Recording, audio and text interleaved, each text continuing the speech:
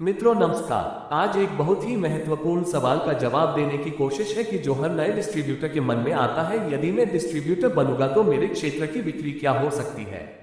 इसका आकलन कैसे करूं, क्या लक्ष्य निर्धारित करूं, कितनी आमदनी हो सकती है, भविष्य में क्या होगा, दुकानों की संख्या कितनी हो सकती है, कितने तरह की खुदरा दुकानें मिलेंगी, कौन हमारा माल लेगा, योजना कैसे बनाऊं, क्या करना होगा। आइए समझते हैं बिक्री का आकलन कैसे करें। भारत की कुल आबादी 140 करोड़ है और 75,000 करोड़ का मसाला हर वर्ष खपत होती है। यदि एक आदमी का खर्च निकाला जाए तकरीबन 50 रुपए प्रति माह या सालाना 600 रुपए के लगभग खर्च होता है। यदि एक परिवार को लिया जाए जिसमें 4 से 5 सदस्य हैं, तो उनके घर में हर माह 250 से 300 की मसाला का खर्च है। इसका खुद भी अपने घर में उपयोग किए जाने वाले मसालों के खर्च से अंदाजा लगा सकते हैं। एक परिवार साल भर में 3,000 रुपए के आसपास औसतन खर्च करता है। आपको मालूम है कि एक आदमी न्यूनतम 50 रुपए का मसाला हर माह खरीदता है। अब आप जिस क्षेत्र में आप डिस्ट्रीब्यूटर केंद्र खोलना चाहते हैं, चाहे वह तहसील हो या ब्लॉक हो या टाउन एरिया हो, आप आसानी से उसे एरिया की आबादी की जानकारी प्राप्त करें और आबादी को 50 रुपए से मल्टीप्लाई कर दें। आपको एक औसत मसाले की बिक्री हर माह उस क्षेत्र में कितनी होती है, ये पता चल जाएगा। चलिए हम एक उदाहरण लेते हैं। मान लेते हैं कि यूपी के एक तहसील में करीब 5 लाख की आबादी है, तो उस तहसील में हर माह 5 लाख गुने 50 अर्थात करीब 2.5 करोड़ का मसाला हर माह उस एरिया में बिकता है। इनमें ढेरों सारी कंपनियां हैं, जिसमें एवरेस्ट, MDH, गोल्डी, राजेश, राकेश और अन्य लोकल कंपनियां जैसे RL, रॉयल, मुंशी पन्ना, JMD, BMD, पटवारी, सुभाष इत्यादि का मसालों की बिक्री है। अब सवाल आता है, मेरी आकलन क्या होगी। मैं यदि डिस्ट्रीब्यूटर बनता हूं तो क्या लक्ष्य रखूं। जी सीधी बात है, 50 रुपए के सेल में 49 रुपया सारी कंपनियों को दे दें। हमें केवल एक आदमी पर 1 रुपया की सेल चाहिए। अब यदि आबादी 5 लाख की है तो हमारा बिक्री लक्ष्य 5 लाख रुपए हर माह होगा। इस लक्ष्य को पाने के लिए उस क्षेत्र में खुदरा दुकानों की संख्या का भी आकलन करना पड़ेगा। इसका सीधा फॉर्मूला है, 250 की जनसंख्या पर एक दुकान मिलेगी।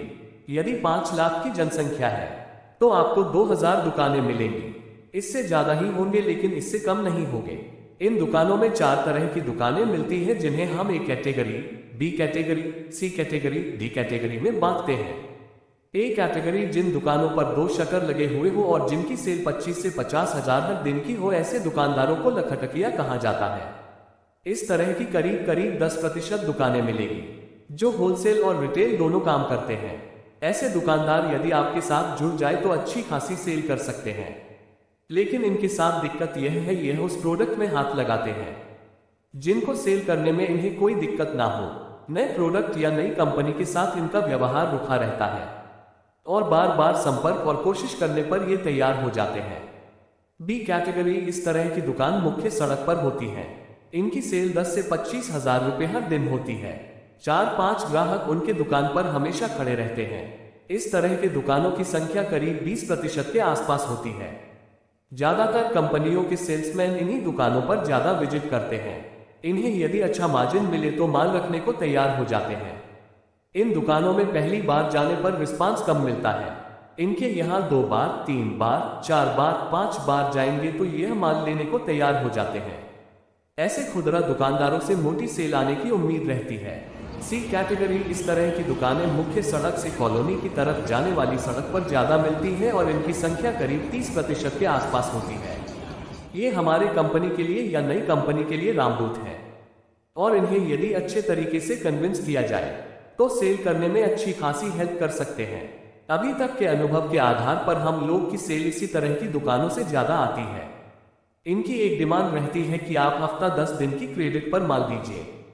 क्रेडिट पर देने के पूर्व थोड़ी बहुत जानकारी इनके बारे में आजू बाजू के लोगों से लेनी होती है। इनका व्यवहार क्या है, नेचर क्या है, पेमेंट के लिए कोई विवाद तो नहीं होता है। D कैटेगरी इस तरह के दुकानों की संख्या की बहुलता रहती है। कुल 40% दुकानें इस श्रेणी में आती है। ऐसी दुकान ज्यादातर लोग अपने मोहल्ले में अपने घर में खोले रहते हैं, जहां पर दैनिक जीवन की चीजें आसानी से उपलब्ध होती है। ऐसी दुकानें हमारा माल आसानी से ले लेती है, लेकिन इनकी मात्रा बहुत कम होती है और रिपीट सेल भी 15 से 1 महीने के बाद ही आता है। शुरुआत के दिनों में इस तरह की दुकानों को अपना कस्टमर बनाना ज्यादा बेहतर है। दुकानों से संपर्क करना, उनकी डिटेल अपने पास रखना, ये बहुत महत्वपूर्ण काम है। और यह आकलन करना कि कौन से दुकानदार हमारे प्रोडक्ट के प्रति रुझान रखते हैं या किनसे मिलने पर हमारे प्रोडक्ट की सेल हो सकती है। सामान्य तौर पर यह देखा जाता है कि केवल 30 से 40% दुकानें ही अपना माल लेती है। हम अगले वीडियो में चर्चा करेंगे कि बीट प्लानन कैसे बनाएं। और तब तक के लिए धन्यवाद मित्रों।